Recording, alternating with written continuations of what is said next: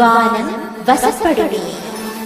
மரண பயம் என்பது ஒன்று சிறைச்சாலைகளில் மரணத்தை எதிர்நோக்கும் கைதிகளுக்கு ஏற்படும், அல்லது தீவிரவாதிகளின் பிடியில் சிக்கி தவிப்பவர்களுக்கு ஏற்படும்.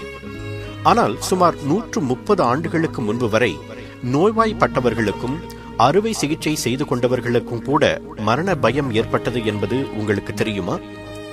இப்போதெல்லாம் உறுப்பு மாற்று அறுவை சிகிச்சைகளை கூட சர்வ சாதாரணமாக செய்து கொள்ள முடிகிறது. ஆனால் அந்த காலத்தில் சாதாரண அறுவை சிகிச்சை தேவைப்பட்டவர்கள் கூட உயில் எழுதி வைத்துவிட்டுத்தான் சிகிச்சை செய்து கொண்டனர். சிகிச்சைக்கு பிறகு இறந்து விடுவோம் என்ற மரண பயம் அனைவரையும் வதைத்தது.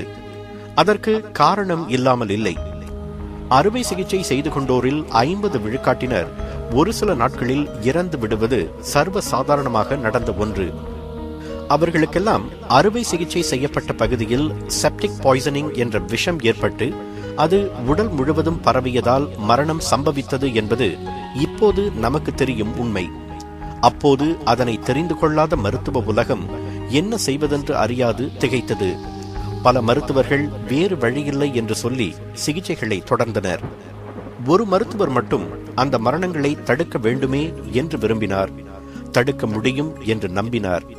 அவரின் வைராக்கியமும் விடாமுயற்சியும் மனித உயிர்களை காப்பதுதான் மருத்துவர்களின் கடமை என்ற திடமான நம்பிக்கையும் அவருக்கு நவீன அறுவை சிகிச்சையின் தந்தை என்ற பெயரையும் புகழையும் பெற்று தந்திருக்கின்றன.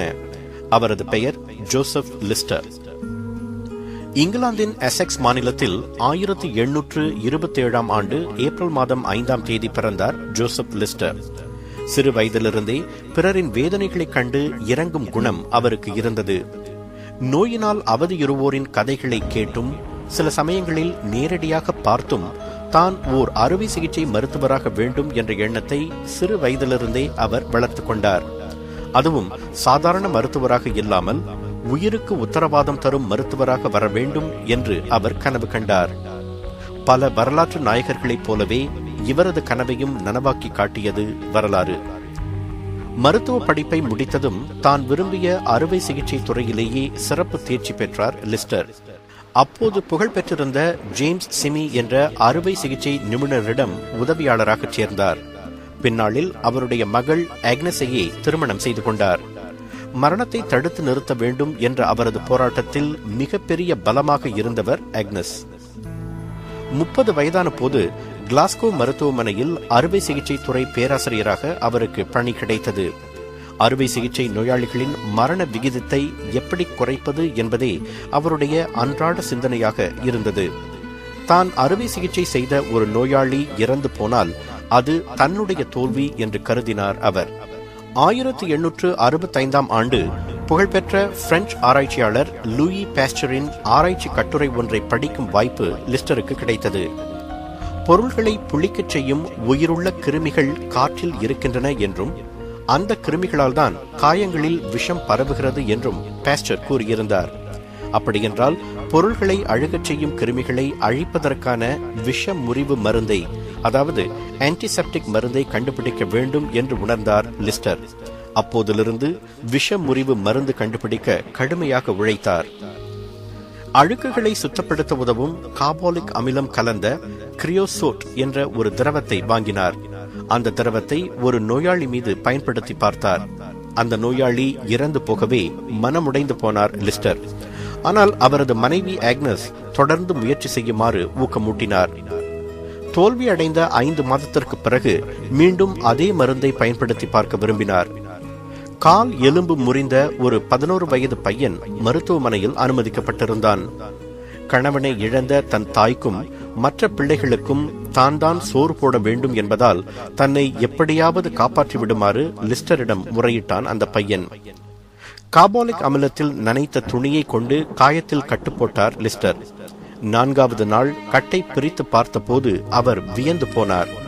காயம் சீழ் பிடிக்கவில்லை, மாறாக குணமடைய தொடங்கி இருந்தது. மகிழ்ந்து போனார் லிஸ்டர். ரணங்கள் அழுகி விஷமடைவதை தடுக்க முடியும் என்று அவர் நிரூபித்து காட்டியதை ஏனோ மருத்துவ உலகம் ஆர்வமின்றி வரவேற்றது. ஆனால் பாராட்டையெல்லாம் எதிர்பார்க்காத அவர் நோயாளிகளின் உயிரை காக்க தன் ஆராய்ச்சிகளையும் மருத்துவமனையில் மாற்றங்களையும் தொடர்ந்தார்.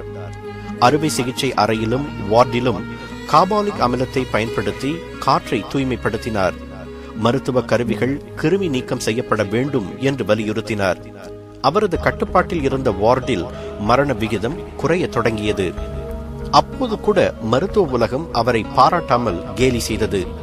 ஆனால் அவரால் உயிர் பிழைத்தவர்கள் அவரை தெய்வம் என போற்றினர். சில ஆண்டுகளுக்கு பிறகு லண்டனின் கிங்ஸ் காலேஜில் பேராசிரியராக சேர்ந்தார் அவர். அங்கும் மாணவர்கள் அவரை கேலி செய்வது நிற்கவில்லை. அவரை பார்க்கும் போதெல்லாம் கிருமி வருகிறது என்று நகைத்தனர். மருத்துவ சஞ்சிகைகள் சில அவரை பொய்யர் என்றன. ஆனால் சாதனையாளர்கள் மனம் தளர்ந்ததாக வரலாறு இல்லையே. 1877 ஆண்டு மிக மோசமான நிலையில் இருந்த ஒரு நோயாளிக்கு அறுவை சிகிச்சை செய்ய அப்போதைய புகழ்பெற்ற மருத்துவர் ஜான் வுட் மறுத்துவிட்டார். லிஸ்டரின் முறைகளை கேலி செய்தவர்களில் அவரும் ஒருவர். அவர் செய்ய மறுத்த அறுவை சிகிச்சையை தான் செய்வதாக கூறி வெற்றிகரமாக அதனை செய்தும் காட்டினார் லிஸ்டர். அதிலிருந்து மனம் மாறினார் ஜான் வுட். அடுத்த 5 ஆண்டுகளில் அந்த இரு மருத்துவர்களும் இணைந்து பல அறுவை சிகிச்சைகளை வெற்றிகரமாக நடத்தி காட்டினர். அவரது சிகிச்சை முறையை உலகம் ஏற்றுக்கொண்ட பிறகு 30 ஆண்டுகள் வரை உயிர் வாழ்ந்தார் லிஸ்டர். மருத்துவர்களிலேயே அவருக்குத்தான் ஆர்டர் ஆஃப் த மெரிட் என்ற பட்டம் முதலாக வழங்கப்பட்டது. உலக நோயாளிகளுக்கு மரண பயத்தை போக்கிய ஜோசப் லிஸ்டர் 1912 ஆண்டு பிப்ரவரி 10 தனது 85வது வயதில் காலமானார். மிகுந்த மதப்பற்று கொண்டிருந்த லிஸ்டருக்கு சமூக வெற்றியோ பணம் சம்பாதிப்பதோ ஒரு பொருட்டாக இல்லை. மனுக்குலம் மேன்மை பெற வேண்டும் என்பதே அவரது இலக்காக இருந்தது. அடுத்த முறை நீங்கள் அறுவை சிகிச்சைக்கு செல்லும் போது ஜோசப் லிஸ்டருக்கு நன்றி சொல்ல மறவாதீர்கள். உங்கள் உயிருக்கு உத்தரவாதம் தர அவருக்கு உதவிய பண்புகள் உயரிய சிந்தனை, தோல்விகளைக் கண்டு துவளாத மனோதிடம், தன் இலக்கை அடைய இறுதி வரை போராடும் தைரியம். அந்த பண்புகளை நாம் வளர்த்துக் கொண்டால் நமக்கும் அந்த வானம் நிச்சயம் வசப்படும். வானம் வசப்படுமே.